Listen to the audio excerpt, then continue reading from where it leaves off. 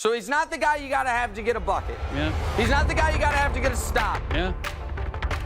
He hadn't gone on a deep playoff run in 3 years. Are you sitting here and saying Nikola Jokic is having his numbers padded? Is that what you're saying?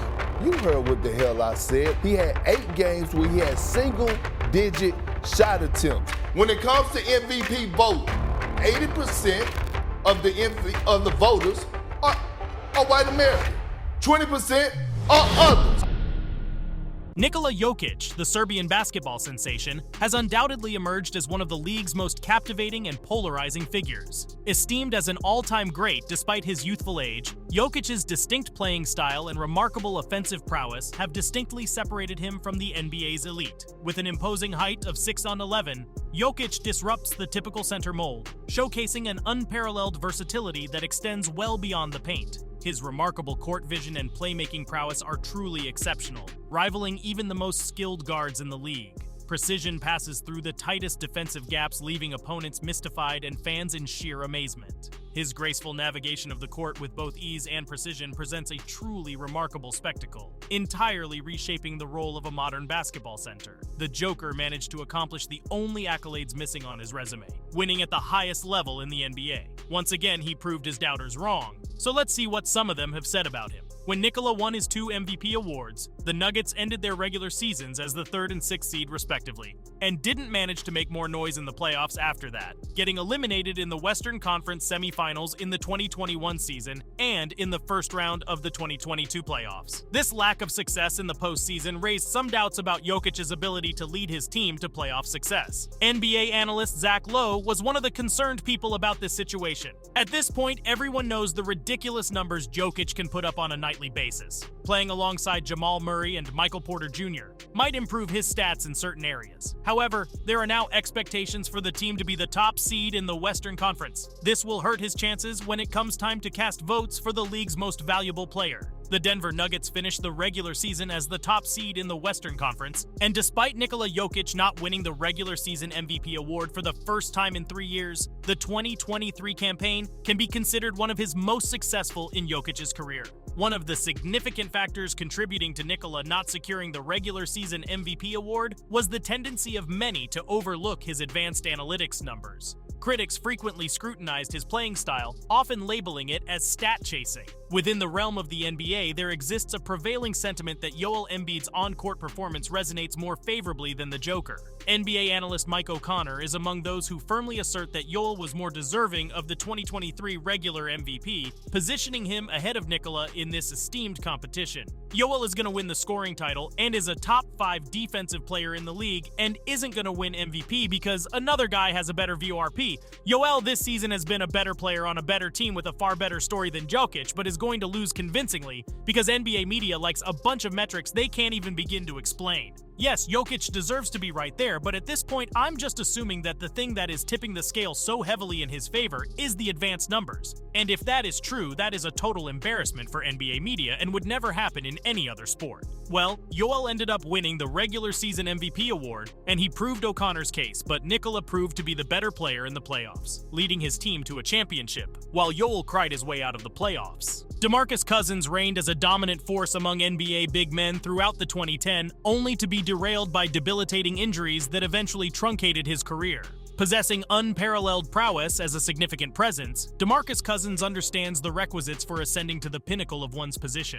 Despite his stature as a revered big man, even Cousins shared reservations about Nikola Jokic's merit for clinching 3 consecutive MVP awards. An exclusive feat accomplished solely by Bill Russell, Wilt Chamberlain, and Larry Bird, this distinction cast doubts on whether Jokic truly warranted such a remarkable achievement. I'm not okay with being 3 MVPs in a row because it then becomes a conversation of, is this the best basketball player to ever touch a basketball? Cousins said while talking on the KG Certified Talk Show. I think we can all agree on that and say it's not. Not saying he can't be. Not saying he doesn't deserve more down the road, but at this stage in his career, I'm not okay with saying that. He hasn't won anything. He hasn't been to a final. It's a lot of things still in play for that. And now we're in the conversation at this point. He's the best center of all time with 3 in a row. We're putting him over the likes of Shaq the Dream, Tim Duncan, Wilt Chamberlain. and it's just like a tough conversation to have. Can we sit here and say right now today that Jokic is not only the best big to ever play, but the best basketball player to ever touch a ball with 3 MVPs in a row? And I'm not comfortable saying that.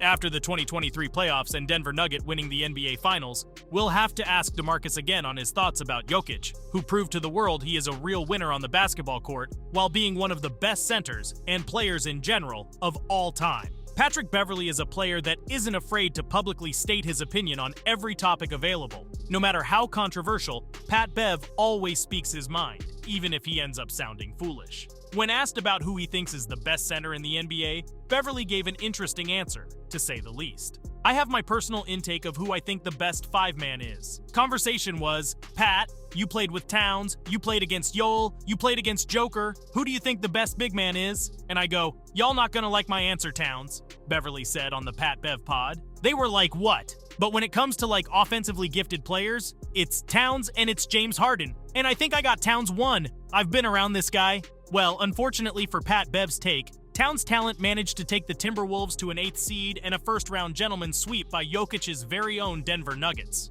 In the series, Towns was totally outmatched by Jokic, as Nikola outperformed Towns in every statistical category in the series, ultimately proving who the better player is. Hopefully, Pat Bev changed his mind after the series. NBA analyst Skip Bayless has made a living out of being a hater and an almost blinded Michael Jordan bandwagon. Skip never manages to underperform with his takes, always coming up with something crazy to say about the current-day NBA stars. In the series against the Lakers, Jokic managed to hit some pretty unorthodox shots which resulted in destroying Lakers' hopes for the playoffs, but more importantly, some hate from Skip himself. While everybody was impressed by how Nikola managed to hit those shots, Skip wasn't, and called Jokic the luckiest player in the world. I have never ever seen a man luck in as many shots as Joker did tonight. We used to call them greasing in shots. Tonight, Joker was one big tub of Crisco. Let's just leave this take alone, it's not worth talking about it. Jimmy Butler is one of the NBA's most competitive players and was Jokic's main rival in the finals. In a game in the 2016 Olympics, when Serbia and the US faced off against each other,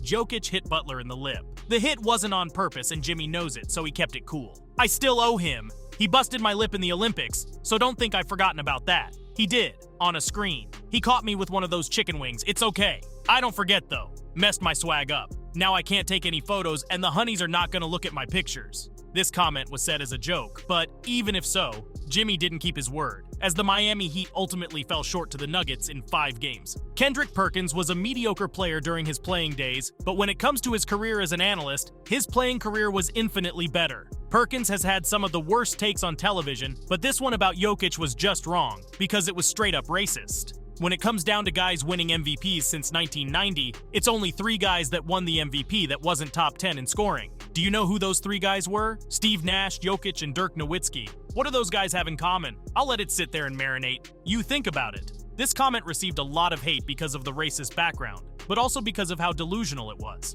With Jokic's all-time performances, even Kendrick Perkins had to admit he was wrong about Jokic's qualities. I've been in denial about Jokic and the Nuggets, but I must say that they are legit. Carry the hell on. Later, he even added some praise for the Nuggets big man, saying that he is the most skilled center ever. He is the most skilled center to ever touch the damn basketball, but we are to blame. And that's us as the media, us at the network, ESPN, because we should do a better job of promoting and marketing him, and he should be on television. We shouldn't have to be waiting to the NBA Finals to be able to appreciate Jokic. We got to do a better job, including myself, of actually marketing him. Hearing Perkins speak glowingly of Jokic now is interesting considering the mass debate he sparked earlier this year when the Nuggets center was the favorite to win the league's regular season MVP award. Embiid is one of the NBA's best centers alongside Nikola Jokic. But despite winning the MVP award in the 2022-23 season, Yoel managed to damage his legacy because of his acts off the court, often talking down on Jokic, while he was getting praised by him. Embiid was often called out for publicly crying about the criteria behind the MVP award. The criteria does change. If we want to talk about the last 3 years since I've been in the running for it, the first year it was that I didn't play enough games. Last year I came back, I played enough games, I led the league in scoring, and obviously Nikola deserved it and he won it. But then again, he won as a 6th seed in the West. And then this year, I'm leading the league in scoring. I'm doing all of these things defensively. I should be making an all-defensive team too. I don't care. But every year it's something. And when you add analytics into it, which don't make sense, you can talk about analytics all you want. When you got some guys in the league, the eye test tells you that they're not good defensively, but analytics tell you they're the best defenders. That's when analytics don't make sense at all. I don't make the rules, I don't choose whatever criteria that they use, so it's really about whatever people's preferences are. Yoel got his wish and won the MVP award, but again was outshined by Jokic, who won the championship and finals MVP, while Yoel was crying again, this time about his lack of help. Nikola Jokic is not regarded as one of the NBA's better defenders. That's a fact. Some stats prove this case to be right, as analyst Kirk Goldsberry pointed out in the Lowe podcast. The takeaway is this: compared to the other elite big men in the NBA, he's not great as a shot defender. He's giving a high percentage in the paint, and he's giving up more points defending layups than anyone in the player tracking era. 12.7 points per game on layups alone when contesting those shots. Does that mean I hate Nikola Jokic? No, I love Nikola Jokic. I just think it's a relevant data point at this part of the conversation. Hate him or love him, the Joker's on top. And in the playoffs, he was pretty decent on defense, stepping his game up and becoming a reliable defender in the playoffs. Up to this point, Jokic was regarded as an amazing talent, but not one of the greatest ever because of his lack of success in the postseason. William C. Roden is a fan of Jokic, but even he remained questionable in Jokic's case as one of the greatest players in NBA history. He is a great player. You'd be foolish to draw any other conclusion, but his career must be allowed to play out before he can be put on Mount Everest. Where will he be in the next 7 years? How many NBA titles will he win? How many more MVPs? Will he overcome obstacles and maintain a high level of performance? Another NBA analyst who is suspicious of Nikola Jokic's MVP award is LeBron James fanboy Nick Wright. Nick Wright has some of the most outrageous takes in NBA media, and this one is no exception. The MVP has to be awarded in some hallway somewhere because he is not playing that great in round 2. When you look at the list of MVPs in league history, I say this with much respect to Nikola, he would be the worst player to win one in the last 35 years. Chris Paul wouldn't be one of the worst because he is an all-time great player, and Nikola Jokic is only a good player who is having a good season. Nick Wright doesn't consider himself a Nikola Jokic hater, because when I said this 2 years ago, I was called a Nikola Jokic hater, but I ended up being right. I said that I had Nikola Jokic second in the MVP race behind Chris Paul. I was called a hater, but Chris Paul swept him in the playoffs. The second one doesn't even make sense. People have got to realize that the NBA Most Valuable Player Award is a regular season award only. It is based on what you show in the 82 games before the postseason, not during the playoffs. However, despite getting swept, Nikola Jokic still played great basketball in the series against the Suns, averaging 25 points, 13.3 rebounds, and 5.8 assists, leading his Nuggets in these 3 statistical categories. Chris Paul's team beating Nikola Jokic's Nuggets doesn't give Chris any points in the MVP race. So when someone like Nick Wright mentions playoff success and regular season MVP in the same sentence, just stop paying attention to them. It's much easier that way. But beware, they will continue arguing. Last year, I was called a hater because I said there is 2 guys in the Western Conference carrying mediocre teams, Nikola and Luka, and everybody was like, "Oh Nick, you are showing nepotism, you are biased." I was like, no, Luka is better. And Luka made it to the Western Conference Finals. Listen, Jokic, if he hadn't won those 2 MVPs, he would be the leading candidate. Again, let's say it together.